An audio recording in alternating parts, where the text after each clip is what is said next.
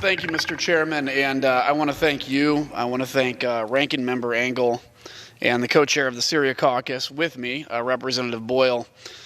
In the start of the Syrian civil war in 2011, we thought it was going to be peaceful. Since then, 500,000 Syrians are dead, 50,000 of which are children, at the hands of the brutal Assad regime.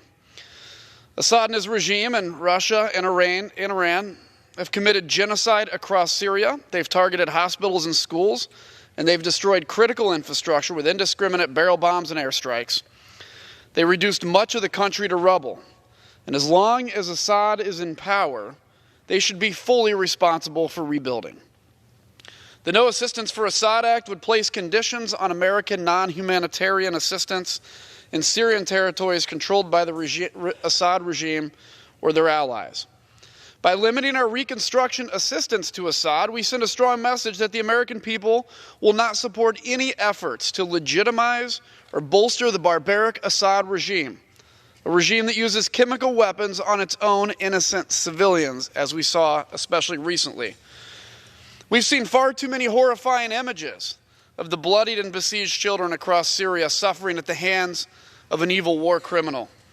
As of January 2018, the United States has provided more than $7.7 billion in humanitarian assistance to the people of Syria, and we'll continue to support the innocent victims with the emergency food, safe drinking water, shelter, and other vital resources that they desperately need.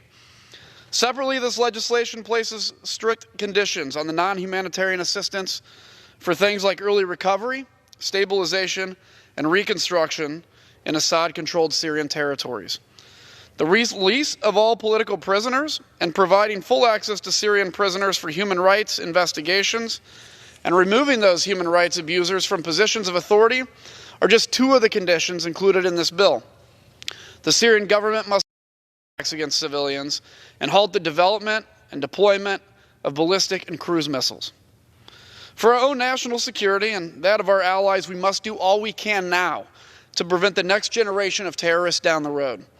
Without hope and opportunity, the people of Syria and those across the Middle East will become prime recruits for groups like ISIS, Hezbollah, and others. The United States of America must take a stand against the genocide in Syria, the inhumane war crimes against the innocent people of Syria, and the oppressive strongmen, those like Assad. I urge my colleagues to join me in supporting H.R. 4681, the No Assistance for Assad Act.